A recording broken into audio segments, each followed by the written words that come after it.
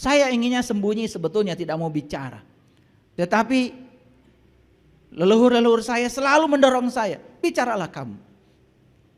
Saya tahu setiap saya bicara pasti ada resikonya. Dan saya harus mengatakan kebenaran ini walaupun pahit. Sadar bahwa di balik semua hal yang terjadi ada pesan semesta. Sadar sekarang. Apapun yang terjadi, jangan menilai baik, jangan menilai buruk, jangan menilai benar, jangan menilai salah.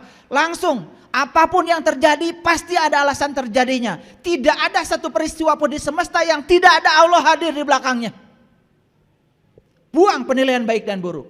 Karena kita ini sering ego, menilai orang lain baik dan buruk. Dan banyak yang masih seperti itu. Katanya mengajarkan kesadaran pada umat. Tetapi dia sendiri menebarkan kebencian pada umat. Dengan memberikan hukuman-hukuman pada orang lain yang menurut penilaian dirinya sendiri. Stop. Usil pada orang lain. Yuk kita perbaiki diri kita sendiri. Ngaji ke dalam. Terlalu lama kita ngaji keluar. Hasilnya apa? Hasilnya kita hari ini masih reaktif. Dan masih membenci sesuatu yang tidak sesuai dengan kita. Belum siap kita untuk toleran pada orang lain. Maka intoleransi itu adalah sesuatu yang sangat berbahaya di negeri yang majemuk ini. Saya inginnya sembunyi, sebetulnya tidak mau bicara. Tetapi leluhur-leluhur saya selalu mendorong saya, bicaralah kamu. Saya tahu setiap saya bicara pasti ada resikonya. Dan saya harus mengatakan kebenaran ini walaupun pahit. Sadar bahwa hidup adalah pinjaman yang harus dikembalikan. Sadar enggak? Kalau sekarang kita ini sedang dikasih pinjaman kehidupan dan saatnya harus dikembalikan. Kita sedang ngontrak di sini. Entah sudah berapa tahun. Saya sudah ngontrak di sini 57 tahun sampai hari ini. 57 tahun. Dan saya sadar bahwa rumah kontrakan saya ini pada saatnya tidak layak pakai lagi. Dan saya harus pergi dari sini. Dan saya harus sudah menyiapkan rumah masa depan untuk jiwa saya. Bukan rumah masa depan buat tubuh saya.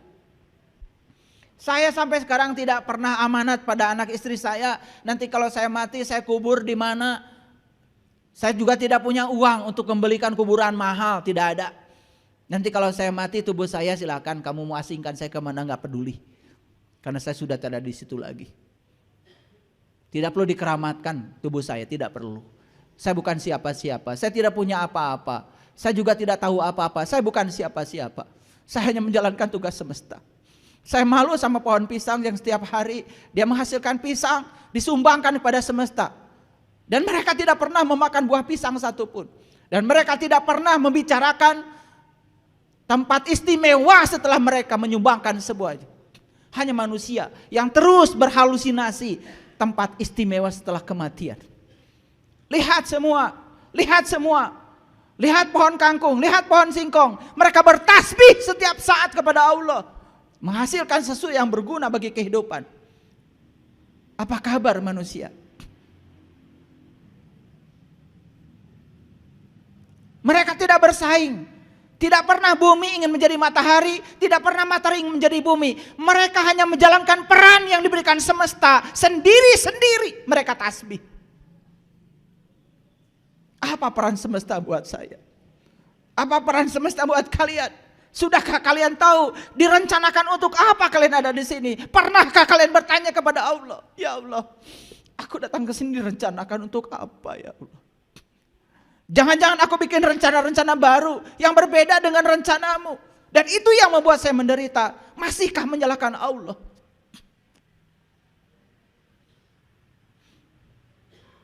Sadar bahwa hidup ini adalah pinjaman.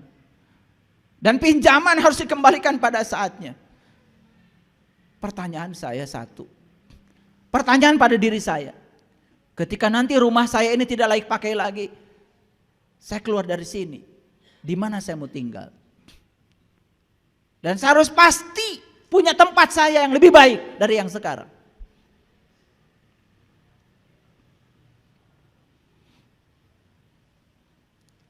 Sadar bahwa tujuan hidup adalah hidup itu sendiri. Hidup ini tujuan hidup. Hidup ini sudah tujuan hidup. Buat apa kita meruskan tujuan hidup? Hidup ini sudah tujuan hidup. Tujuan hidup itu ya hidup.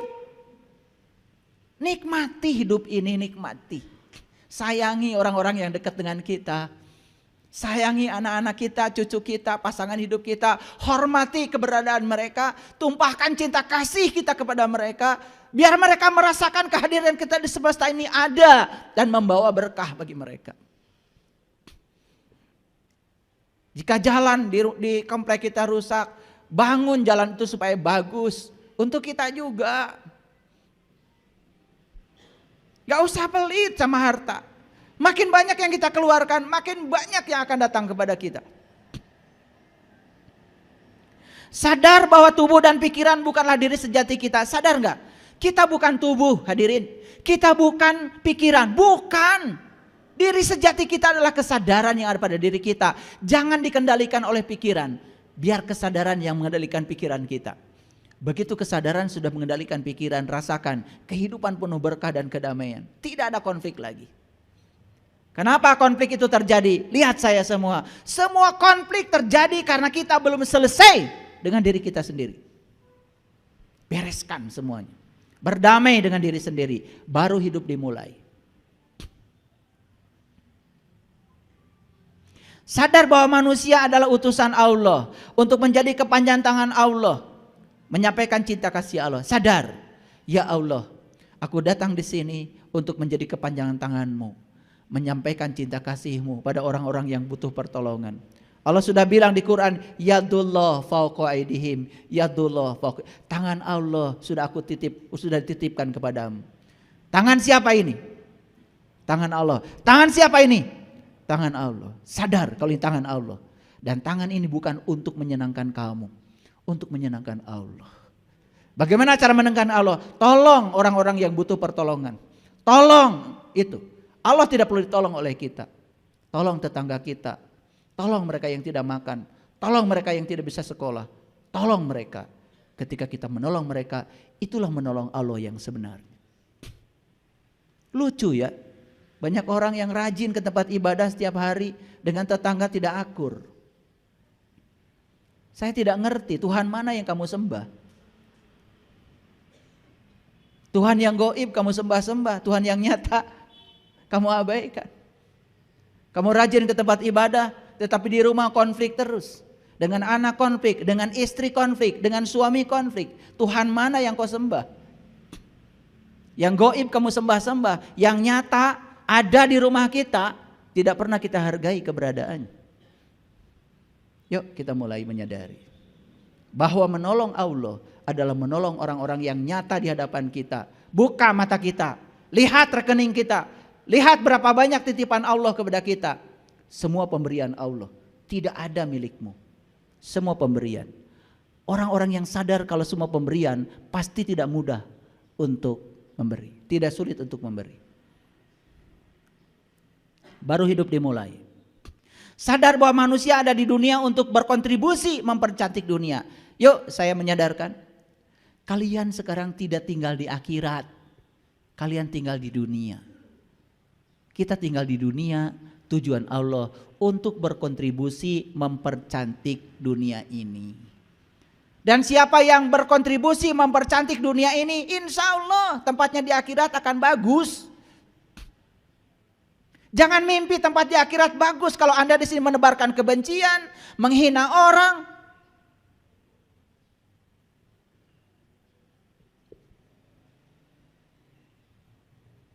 Udah gitu menghina orang atas nama Tuhan dan agama.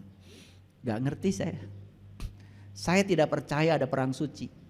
Kalau orang sudah mencapai kesucian, tidak mungkin berperang. Perang itu semua adalah karena keserakahan. Saya tidak percaya ada darah orang lain yang harus dihalalkan oleh Tuhan.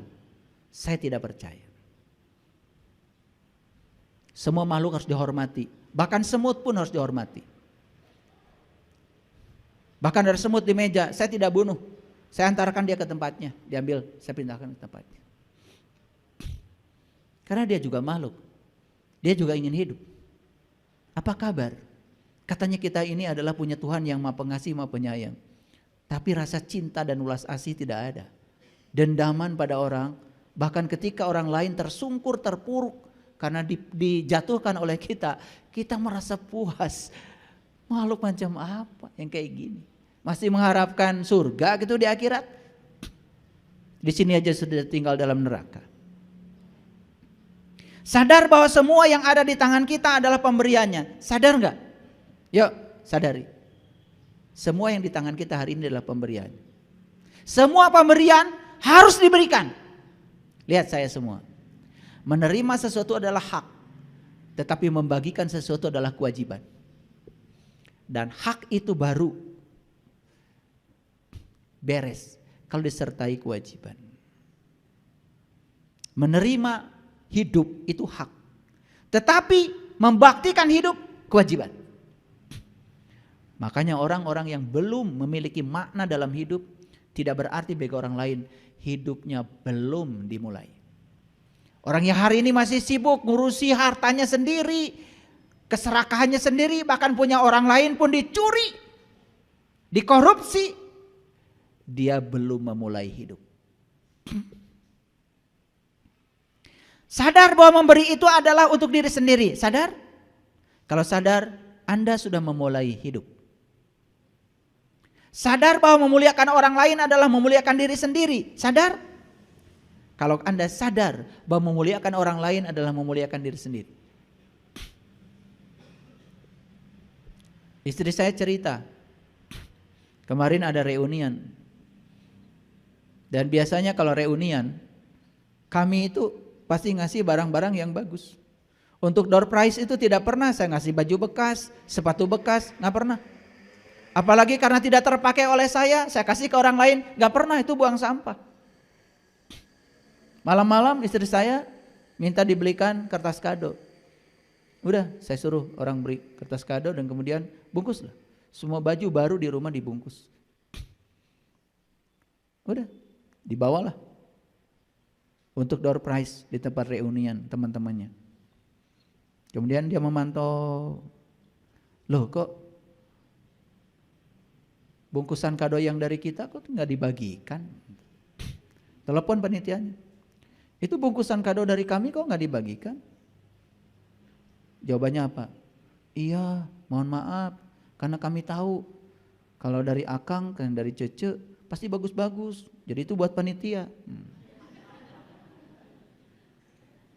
Bagus juga sih, karena mereka tahu kalau kami memberi tidak pernah yang jelek. Ya, makanya saya sering bilang kalau mau ngasih ke orang yang bagus. Banyak yang ngasih sama saya, sekarang udah mengerti. Ngasih jas, bagus. Ada yang nanya, ayah sepatunya Pak, Geox. Masa kaki saya yang istimewa ini dikasih sepatu murah, cap kelinci. Ya saya pantaskan diri saya. Ya terserah, kamu mau ngasih atau gak ngasih gak apa-apa. Tapi kalau mau ngasih, yang bagus. Maka di Quran dikatakan, tidaklah disebut pemberian kecuali kamu memberi yang kamu cintai. Itu Quran. Paham sekarang? Jika kita sudah memberi kepada orang lain yang terbaik, hidup sudah dimulai. Awas, kamu ngasih baju bekas, diumumkan di speaker, bekas lagi. Masih dikasih judul, bekas tapi layak pakai. Itu pembenaran. Ya, padahal itu buang sampah dengan cara ngaku-ngaku sebagai dermawan. Itulah yang kata Nabi, innamal a'malu binniyat, tergantung niat kamu. Kalau mau memuliakan orang lain, yuk. Karena memuliakan orang lain, memuliakan diri sendiri. Kalau kita sadar memuliakan orang, memuliakan diri sendiri, hidup sudah dimulai. Sadar bahwa masa lalu dan masa depan itu tidak ada. Sadar? Sadar? Kalau sadar masa lalu dan masa depan itu tidak ada. Kata Einstein, itu adalah waktu psikologis. Makanya kita harus bisa menyetop waktu. Wah, ini keren. Menyetop waktu artinya apa? Hadir di sini, saat ini, sekarang, setiap saat. Masa lalu tinggal sejarah, masa depan juga belum tentu ada.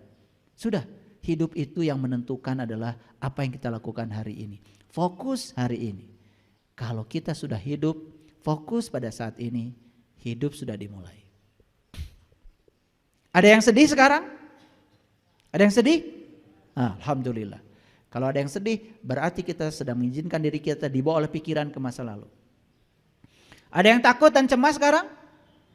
Alhamdulillah. Kalau takut dan cemas, berarti kita mengizinkan diri kita dibawa oleh pikiran ke masa depan. Kalau kita hadir di sini saat ini sekarang, tidak ada rasa takut, tidak ada rasa sedih. Makanya kata Allah, la tahab wa la tahzan. Jangan takut, jangan sedih. Itu perintah supaya kamu jangan membawa dirimu ke masa lalu, jangan membawa dirimu ke masa depan. Hadir setiap saat di sini, saat ini, sekarang. Ini memang tidak gampang, mempraktekkan ini tidak gampang. Karena kita hidup sudah tidak seperti itu terlalu lama. Ya? Oke. Sadar bahwa saat ini adalah penting. Sadar? Sadar saat ini penting? Kalau sadar saat ini penting, maka kalian pasti akan melakukan tindakan penting. Pasti akan melakukan tindakan penting pada orang-orang yang penting. Bagi saya, kalian semua adalah orang penting. Kenapa? Karena saya sedang menghidupi hidup saat ini bersama kalian. Karena saat ini saat yang paling penting, maka saya berbicara yang penting. Makanya saya tidak mau bicara yang sia-sia, yang penting-penting saja, yang bisa mengubah kesadaran kita. Maaf kalau dari tadi kok ceramah nggak ada bodorannya. Kalau mau bodoran nonton stand up comedy, jangan lihat saya. Kalau saya stand up comedy, saya ahlinya. Cuman habis 2 jam stand up comedy, kalian ketawa-ketawa dan setelah itu kalian tidak dapat apa-apa dari sini. Saya sedang mengubah kesadaran. Ceramah saya hipnoterapi. Makanya kalau dengar ceramah saya mungkin ada nyentuk-nyentuk, ikuti aja. Karena hipnoterapi, saya sedang menyebarkan energi, bukan kata-kata. Saya ahlinya dalam bidang itu. Jadi kalau saya bicara hipnoterapi, masuk di subconscious mind, masuk digedor-gedor tuh. Kalau dengar ceramah saya terasa digedor-gedor, nangis, bagus, itu masih ada tanda kehidupan tuh. Ya, kalau udah digedor-gedor gini, malah tidur nyenyak, itu. Kalau habis dengar ceramah saya nggak bisa tidur, bagus itu. Berarti masih ada bakat untuk bisa memulai kehidupan. Lanjut, sadar bahwa Allah dekat bersama kita, sadar? Sadar? Ya Allah.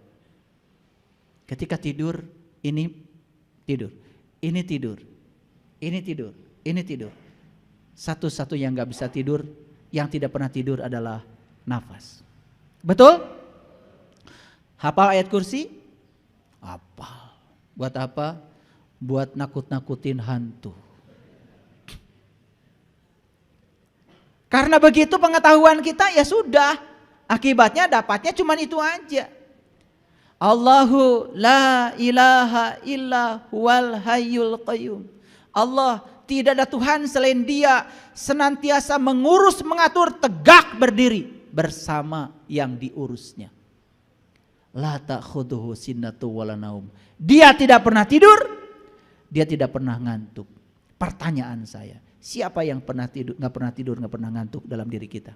Siapa? Siapa? Berarti siapa nafas itu?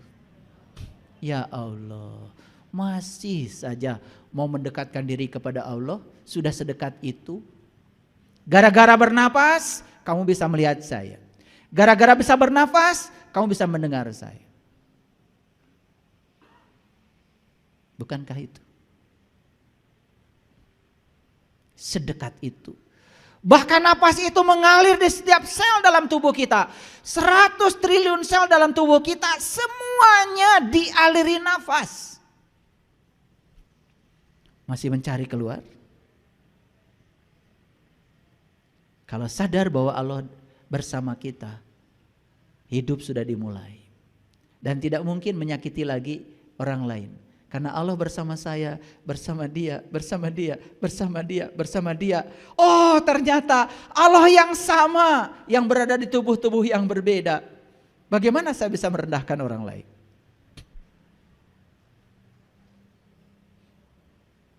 Apalagi menghajar orang lain, menghakimi orang lain atas nama Tuhan dan Allah. Saya ragu, dia kenal apa tidak sama Allahnya dia? Jangan-jangan cuma nyebut-nyebut aja. Luar biasa.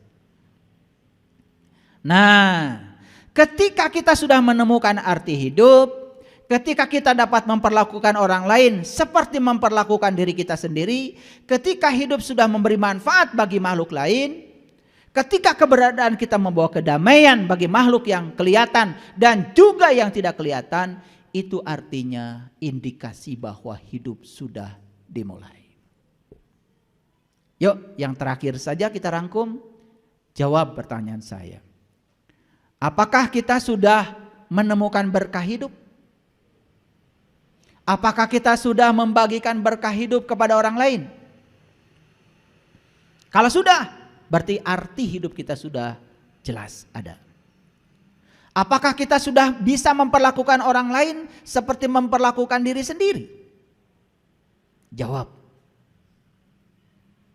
Apakah kehidupan kita sudah memberi manfaat bagi makhluk lain? Apakah keberadaan kita di semesta ini sudah menjadi sumber kedamaian bagi makhluk yang kelihatan maupun yang tidak kelihatan? Kalau itu sudah, berarti hidup kita sudah dimulai. Jadi lucu saja, banyak orang yang takut kehidupannya berakhir, padahal kehidupan dia belum pernah dimulai. Jadi kesimpulannya, kenapa kita takut kehidupan berakhir? Karena kita belum pernah memulai kehidupan. Terima kasih. Assalamualaikum warahmatullahi wabarakatuh.